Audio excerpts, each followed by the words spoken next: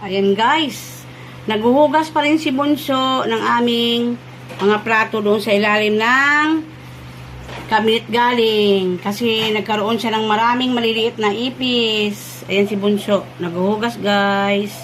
Ay Bunso, ganyan yung mga anak ko yan guys. Pag dito sa bahay, kailangan inuutosan sila yan.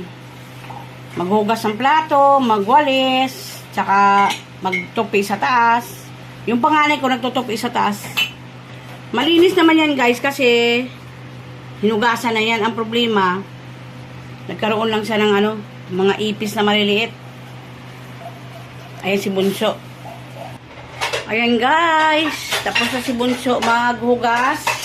Pinunasan na niya yung mga lagyanan ng mga plato namin. Nilagay na niya yung mga kutsara at saka plato. Ayan. Tapos na niya hugasan yan.